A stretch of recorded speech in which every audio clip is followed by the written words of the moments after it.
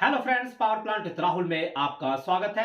Variable speed hydraulic coupling के इस part में हम लोग डिटेल से लूप वाइल सर्किट के बारे में पढ़ेंगे कि आपका एमडीबीएफपी का जो हाइड्रोलिक कपलिंग में आपका दो पंप रहता है फॉर द लुब्रिकेशन सिस्टम। एक आपका एओपी रहता है, एक आपका एमओपी रहता है। एओपी जो है आपका electrically driven auxiliary oil pump होता है और एमओपी जो है वह mechanically driven main oil pump होता है। इस दोनों पंप का जो मेन काम है to provide the lubrication system, to provide the lubricating oil to each and every bearings. आपका जो बूस्टर पंप में जो आपका बियरिंग्स है, जनरल बियरिंग है, आपका जनरल कम थ्रस्ट बियरिंग है। बॉयलर फीड पंप में भी आपका जनरल बियरिंग है and general come thrust bearing है। तो जितना भी आपका बियरिंग सिस्टम है सबको कूलिंग करने के लिए आपका लुब्रिकेशन सिस्टम्स होता है। तो उस लुब्रिकेशन सिस्टम में आपका दो पंप है। तो इनिशियल में आप एओपी चलाते हैं। एओपी चलाने के बाद जब आपका लूप वाइल का प्रेशर 1.2 kg से ज्यादा हो जाता है तभी आपको मेन मोटर स्टार्ट करने का परमिशन देगा। और जैसे आप मेन मोटर को स्टार्ट करते हैं तो लूप वाइल का प्रेशर इंक्रीज होता है और वो प्रेशर जब 2.5 kg के आसपास पहुंच जाता है तो मेन मोटर के स्टार्ट करने से 1 मिनट से 5 मिनट का टाइम डिले है। डिपेंड करता है प्लांट टू प्लांट। कहीं पे आपका 1 मिनट टाइम डिले है, कहीं पे 2 मिनट टाइम डिले दिया है। तो वो टाइम डिले मतलब क्या होता है कि वो पंप आप मेन मोटर जब स्टार्ट हो जाता है उस स्टार्ट से 1 से 5 मिनट का टाइम डिले और plus loop while pressure 2.5 kg होने के बाद आपका एओपी कट आउट हो जाता है। और फिर एओपी आपका स्टार्ट कब होता है? जब आपका लूप वाइल प्रेशर डिक्रीज होके 1.2 kg के नीचे आ जाता है तो आपका एओपी स्टार्ट हो जाता है। तो मैं आपको लाइन डायग्राम में एओपी और एमओपी का आपको दिखाऊंगा कि कहां पे दोनों आपस में इंटरकनेक्टेड है। आपका इस लाइन डायग्राम में और भी बहुत सारा कंपोनेंट्स है। जैसे आपका कूलर्स है, आपका लूप वाइल कूलर होता है जो कि shell and tube type heat exchanger होता है, जिसमें सेल साइड में आपका ऑयल रहता है और ट्यूब साइड में आपका वाटर रहता है। फिर आपका फिल्टर्स वगैरह रहता है जो आपका डबल रिवर्सेबल फिल्टर्स रहता है। 2 फिल्टर है at a time, 1 filter in service में रहता है, दूसरा फिल्टर स्टैंडर्ड कंडीशन में रहता है। तो सबका मैं टेक्निकल स्पेसिफिकेशन भी आपको इसमें बताऊंगा। तो ईच एंड एवरी डिटेल जो आपका लूप वाइल सर्किट का line diagram with basic information आपको इसमें हम डिस्कशन करेंगे। तो इस वीडियो को ध्यानपूर्वक देखिएगा, आपके लिए काफी इंफॉर्मेटिव रहने वाला है फ्रेंड्स। और जो भी फ्रेंड्स मेंबरशिप नहीं लिए तो मेंबरशिप ले। मेंबरशिप लेने से आपको मेरा व्हाट्सएप नंबर मिल जाएगा और पावर प्लांट से रिलेटेड कुछ भी अगर डाउट रहे तो आप मुझे मैसेज कीजिए, मैं आपको उसमें रिप्लाई दूंगा। तो आइए इस पार्ट को हम लोग स्टार्ट करते हैं।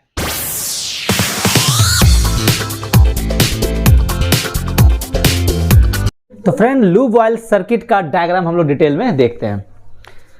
तो फ्रेंड लूप वाइल के लिए आपके पास दो पंप रहता है। एक आपका एओपी रहता है जो कि electrically driven auxiliary oil pump होता है और सेकेंड आपका mechanical driven loop while pump जिसको हम लोग एमओपी कहते हैं। हाइड्रोलिक कपलिंग में आप देखते होंगे कि आपका 3 पंप रहता है। एक आपका एओपी जो ऑक्सिलरी ऑयल पंप है जो कि electrically driven auxiliary oil pump होता है, ये आपका सेंट्रीफ्यूगल टाइप पंप है। एक आपका एमओपी होता है जो कि mechanically driven loop oil pump होता है, मेन ऑयल पंप जिसको बोलते हैं। और एक आपका वर्किंग ऑयल पंप होता है। ठीक है, तो working oil pump and AOP आपका सेंट्रीफ्यूगल पंप होता है और एमओपी जो होता है वो आपका गियर पंप होता है। एओपी वह इलेक्ट्रिकली ड्रिवेन पंप है, लेकिन आपका जो MOP and WOP means working oil pump and main oil pump जो है वो आपका मैकेनिकली ड्रिवेन पंप होता है। मैकेनिकली ड्रिवेन का मतलब क्या होता है कि इसके लिए कोई इलेक्ट्रिक मोटर का अरेंजमेंट नहीं रहता है। जैसे आपका क्या है कि इलेक्ट्रिक मोटर को आप जब स्टार्ट करते हैं तो इलेक्ट्रिक मोटर से पावर जो टॉर्क का जो ट्रांसमिशन होता है वो आपका इनपुट शाफ्ट में होता है और इनपुट शाफ्ट में गियर के साथ आपका ये दोनों पंप कनेक्टेड रहता है। तो जैसे ही आपका इलेक्ट्रिक मोटर रोटेट करता है तो इनपुट शाफ्ट भी रोटेट होने लगता है और इनपुट शाफ्ट जैसे ही रोटेट होता है तो आपका गियर के साथ आपका ये दोनों पंप भी रोटेट होने लगता है। इसलिए इसको हम लोग mechanical driven loop oil pump and working oil pump कहते हैं जो कि इनपुट शाफ्ट के साथ कनेक्टेड रहता है। ओके, तो आपका एओपी एंड एमओपी ये आपका लुब्रिकेशन सिस्टम के लिए है एंड वर्किंग ऑयल पंप जो है वो आपका टॉर्क पावर ट्रांसमिशन करने के लिए from the primary shaft to the secondary shaft होता है, जिसको हम लोग वर्किंग ऑयल सर्किट का बाद में डिटेल में पढ़ेंगे। अभी हम लोग लूप ऑयल सर्किट के बारे में डिस्कस कर रहे हैं। तो लूप ऑयल सर्किट में आपका 2 पंप है। एक आपका एओपी जो एक्सोडी ऑयल पंप है, जो कि आपका इलेक्ट्रिकली मोटर ड्रिवन पंप है ये, और एक आपका एमओपी है जो कि इनपुट शाफ्ट के साथ कनेक्टेड है, ये mechanical driven lube oil pump होता है। ये दोनों पंप जो होता है आपका तो टैंक तो एक ही है, चाहे वह आपका एओपी रहे या एमओपी या डब्ल्यूओपी, ये तीनों का सक्शन जो होता है एक कॉमन टैंक से ही होता है। सारा ऑयल एक ही है, वर्किंग ऑयल भी एक ही है और आपका लूब ऑयल भी एक ही है। और इसमें जो ऑयल जो है वो HLP32 हम लोग यूज करते हैं, बड़ा इंपॉर्टेंट ऑयल है HLP32, ठीक है। तो पहले देखिए आप एओपी का सर्किट देखते हैं। जैसे एओपी है वह इलेक्ट्रिक मोटर के थ्रू होता है, और इसका जो अगर थोड़ा सा हम लोग स्पेसिफिकेशन देखें तो ये 30 किलोवाट का मोटर होता है 415 वोल्ट का, और इस एओपी का जो आरपीएम होता है वह 2950 आरपीएम होता है, और इसका जो टोटल डिस्चार्ज कैपेसिटी है वह 820 लीटर पर मिनट होता है। और आप एओपी को जब चलाते हैं तो इसका जो प्रेशर है 2 से 2.5 kg पर सेंटीमीटर स्क्वायर आपको मिलता है। तो एमडीबीएपी को चलाने से पहले सबसे पहले हम लोग एओपी को स्टार्ट करते हैं, क्योंकि आपका एमओपी तो तभी स्टार्ट होगा जब आपका इलेक्ट्रिक मोटर को स्टार्ट करते हैं। तो इलेक्ट्रिक मोटर आपका एमडीबीएपी चलाने से पहले आपका सबसे पहले एओपी को हम लोग स्टार्ट करते हैं, ताकि आपका बियरिंग में जितना भी ऑयल है वो सप्लाई हो जाए, ठीक है। यहाँ से देखिए इसका जो डिस्चार्ज होता है, डिस्चार्ज आपका यहाँ एक एनआरबी लगा हुआ है, नॉन रिटर्न वाल्व एनआरबी, और ये एक लाइन आपका ये वेंट ऑरिफिस है। जैसे आपको अगर वेंटिंग करवाना है इस लाइन का तो ये वेंट ऑरिफिस है ये, और यहाँ से आपको टैंक में ये डिस्चार्ज कर देता है, ठीक है। और ये एमओपी है, एमओपी आपका क्या है, आपका गियर पंप है, और एओपी क्या है आपका सेंट्रीफ्यूगल पंप है। तो ये आपका एमओपी को स्टार्ट कब होता है, जब आप इलेक्ट्रिक मोटर को स्टार्ट करते हैं। इलेक्ट्रिक मोटर का स्टार्ट होने से इनपुट शाफ्ट रोटेट होता है, इनपुट शाफ्ट रोटेट होने से गियर के थ्रू आपका एमओपी भी रोटेट होने लगता है, और एमओपी का जो आरपीएम होता है वो जनरली आपका 1495 आरपीएम के आसपास होता है, या उससे गियर के थ्रू हम लोग इसका आरपीएम को इंक्रीज भी करते हैं। तो यहाँ से देखिए इसके लाइन में भी आपका नॉन रिटर्न नेवल वाल्व है, और इसमें इंटरनली वेंट भी लगा रहता है, वेंट ऑरिफिस, ठीक है। ये एनआरवी है, और एनआरबी के साथ देखिए ये दोनों लाइन आपस में इंटर कनेक्टेड हो जाता है। आपका एओपी का लाइन और एमओपी का लाइन देखिए यहाँ पे आपस में इंटर कनेक्टेड है। तो जैसे आपका एमडीबीएफपी स्टार्ट होता है तो आफ्टर 5 मिनट जब आपका सफिशिएंट प्रेशर डेवलप हो जाता है 2.5 kg के आसपास, तो उसके बाद आपका एओपी कट आउट हो जाता है, और उस समय आपका एमओपी सर्विस में रहता है, ठीक है। तो स्टार्टिंग में आपको स्टार्टिंग हो या शट डाउन हो वहाँ पे एओपी के लिए है, बाकी रनिंग कंडीशन में एमओपी सर्विस में रहता है। यहाँ से आया, यहाँ से देखिए ये लाइन जाने के बाद देखिए एक लाइन बड़ा ये इंपॉर्टेंट जो दिख रहा है, ये लाइन ये to fill the working oil circuit. देखिए लूब ऑयल से ही वर्किंग ऑयल सर्किट को भी हम लोग फिल करते हैं, क्योंकि वर्किंग ऑयल सर्किट जो अभी मान लीजिए आपका एम्प्टी है, तो उसके सर्किट को भी अगर हमको क्विक फिल करना है तो आपका लूब ऑयल सर्किट से ही वर्किंग ऑयल सर्किट को भी हम लोग फिल करते हैं, ठीक है। तो ये लाइन जो यहाँ से टैपिंग ले लेता है, और इसी लाइन में आपका एक थ्रॉटल रहता है, थ्रॉटल के थ्रू हम लोग वर्किंग ऑयल सर्किट से कनेक्ट कर देते हैं, ठीक है। जिससे आपका लूब ऑयल सर्किट जैसे ही फिल होता है तो उससे वर्किंग ऑयल सर्किट भी आपका फिल हो जाता है। यहाँ से लाइन जाने के बाद देखिए ये आपका एक प्रेशर रिलीफ वाल्व है, कि अगर इस लाइन का प्रेशर एक सफिशिएंट प्रेशर से अगर ज़्यादा हो जाता है तो उस प्रेशर को डिस्चार्ज करके आपको टैंक में डाल देता है, ताकि इस लाइन का प्रेशर जो है वो एक प्रीसेट लिमिट के आसपास रहे। Working oil pressure and the lube oil pressure को कंट्रोल करने के लिए आपका ये प्रेशर रिलीफ वाल्व है। और एक आपका यहाँ पे जो आपका थ्रॉटल जो आपका थ्रॉटलिंग वाल्व है, इसके थ्रू भी हम लोग प्रेशर को कंट्रोल करते हैं, ठीक है। यहाँ से आने के बाद ये आपका थर्मामीटर लगा रहता है, एक आपका 2 टाइप का थर्मामीटर लगा रहता है, एक आपका डबल रेसिस्टेंस थर्मामीटर होता है, एक आपका कैपिलरी डायल थर्मामीटर्स होता है, तो ताकि इस लाइन का लूब ऑयल का टेम्परेचर को आपको दिखाता रहेगा। यहाँ से ये लाइन देखिए फ्रेंड्स, ये आपका कूलर में जाता है, लूब ऑयल कूलर में जाता है। कूलर में देखिए आपका ये डबल टाइप का 2 कूलर रहता है, आप एट ए टाइम एक कूलर सर्विस में रहते हैं, दूसरा कूलर स्टैंड बाय कंडीशन में रहता है, ठीक है। यहाँ से कूलर से निकलने के बाद आपका यहाँ पे टेम्परेचर एलिमेंट ये आपको दिखाता है कि आफ्टर कूलर लूब ऑयल का कितना टेम्परेचर है। यहाँ दिखा रहा है ये आपका temperature before the cooler, cooler से पहले आपका लूब ऑयल का टेम्परेचर कितना है, और ये टेम्परेचर गेज आपको दिखा रहा है थर्मामीटर कि आफ्टर कूलर आपका लूब ऑयल का कितना टेम्परेचर है, ठीक है, ये भी आपका टेम्परेचर थर्मामीटर लगा हुआ है।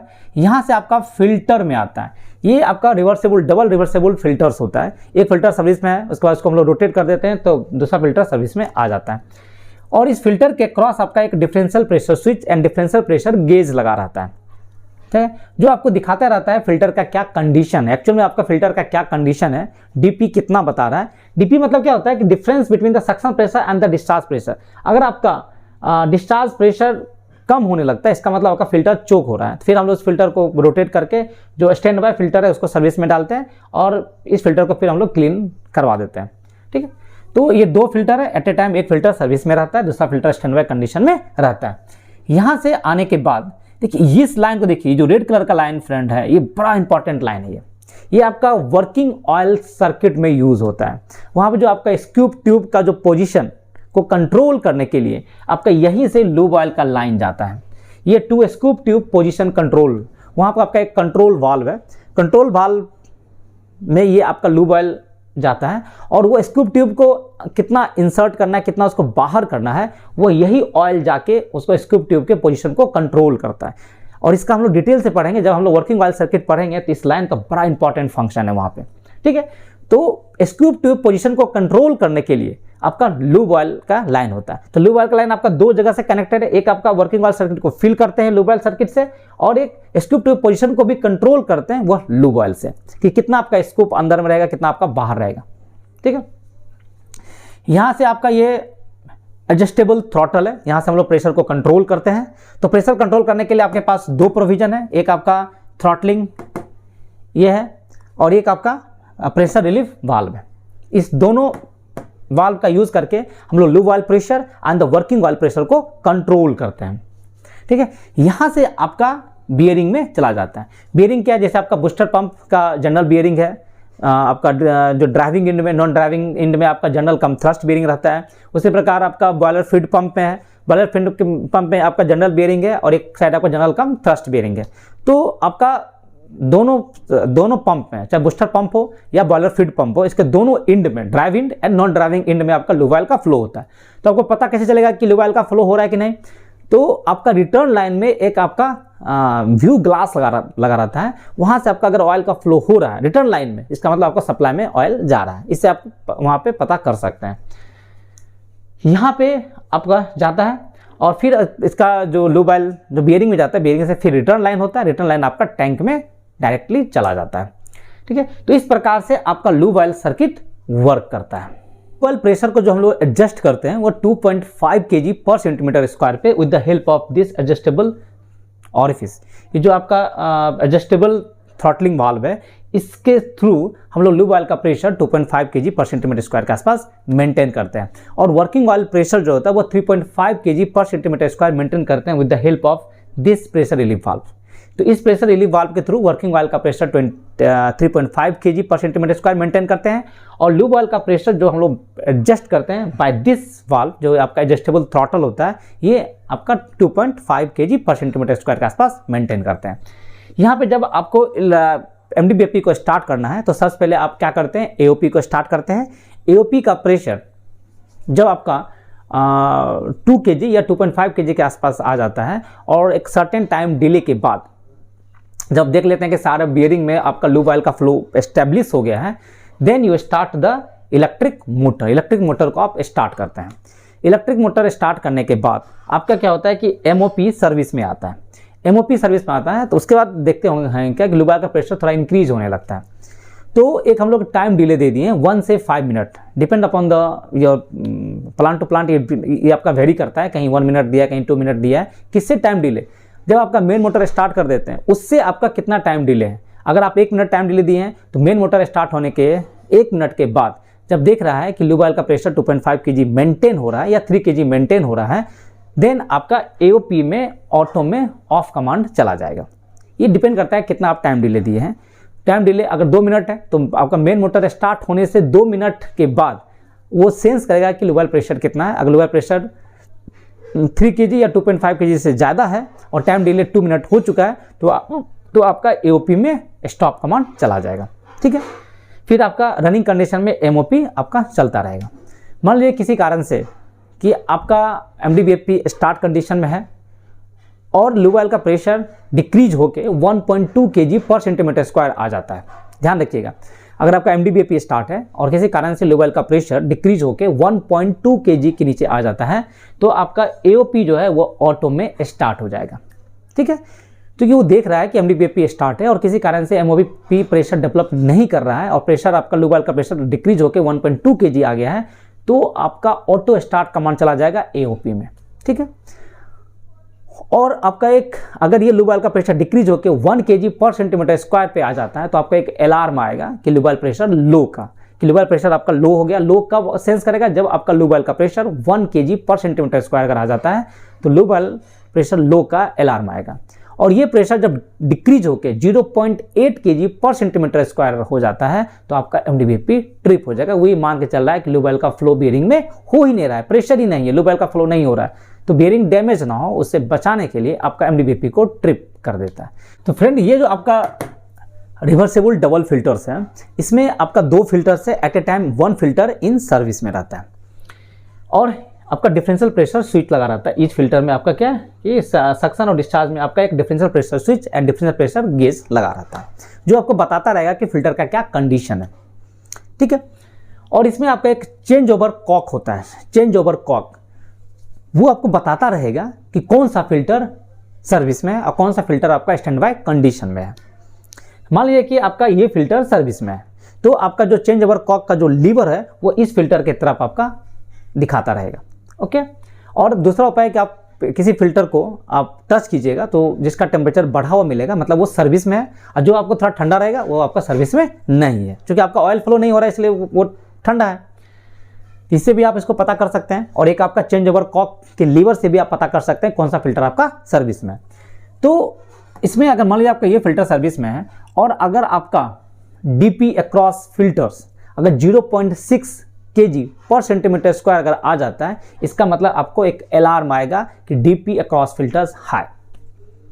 ठीक है, तो आपको देखिएगा। और एक और भी है कि अगर आपको लूब ऑयल का प्रेशर आप 2.5 kg रखें और धीरे धीरे वो प्रेशर भी आपका डिक्रीज हो जाएगा, इसका मतलब आपका फिल्टर चोक हो रहा है। इससे भी आप पता कर सकते हैं, क्योंकि अगर आपका फिल्टर चोक करेगा इसका मतलब आपका लूब ऑयल का प्रेशर क्या होगा, सक्शन में तो आपका प्रेशर ज़्यादा होगा बट डिस्चार्ज का प्रेशर फिल्टर के एक डिस्चार्ज डाउन स्ट्रीम में प्रेशर डिक्रीज हो जाएगा। इससे भी आप पता कर सकते हैं आपका फिल्टर चोक है, नहीं तो आपका डिफरेंशियल प्रेशर स्विच से तो पता चल ही जाएगा। तो मान लीजिए कि आपका 0.6 से ज़्यादा हो गया इसका DP, तो फिर आप क्या करते हैं, इसको चेंज ओवर करते हैं। जो स्टैंड बाय फिल्टर है वो आपको सर्विस में लेना है। तो कैसे सर्विस में इसको लीजिएगा, तो इसको क्या करना है कि सर्विस में लेने से पहले आपका एक उसका इक्वलाइजिंग वाल्व होता है, इक्वलाइजिंग वाल्व को ओपन कीजिए और जो स्टैंड बाय फिल्टर को पहले फिल कीजिए, उसको प्रॉपर वेंटिंग करा के उसको पूरा फिल कर लीजिए। और फिल करने के बाद जो चेंज ओवर लीवर होता है उसको धीरे धीरे धीरे धीरे आपको रोटेट करना है, उसको मूव करना है और फिर आपका धीरे धीरे मूव करने के बाद आपका स्टैंड बाय फिल्टर सर्विस में आ जाता है। तो ध्यान रखिएगा कि इस चेंज ओवर प्रोसीजर में आपका लूब ऑयल का प्रेशर 1.2 के नीचे नहीं आना चाहिए, नहीं तो आपका अलार्म और ट्रिपिंग सिग्नल भी इनिशिएट हो सकता है। 0.8 के नीचे चला गया तो आपका MDBAP ट्रिप भी हो सकता है। तो फिल्टर चेंज ओवर के समय आपको ध्यान देना है कि लूब ऑयल का प्रेशर डिक्रीज नहीं होना चाहिए एक लिमिट्स के नीचे। ठीक है, तो ये प्रेशर अगर आपका डायरेक्टली आप लीवर को रोटेट कीजिएगा और अगर आपका स्टैंड बाय फिल्टर अगर एम्प्टी है तो लूब ऑयल प्रेशर डिक्रीज हो जाएगा। तो चेंज ओवर करने से पहले आप इक्वलाइजिंग वाल्व को ओपन करके जो स्टैंड बाय फिल्टर है उसको प्रॉपर वेंटिंग एंड फिल करवा लीजिए। ठीक है, उसके बाद ही आप लीवर को, जो आपका चेंज ओवर कॉक लीवर है, उसको आप रोटेट कीजिए। ठीक है, ताकि आपका प्रेशर ज़्यादा ड्रॉप नहीं करेगा वो।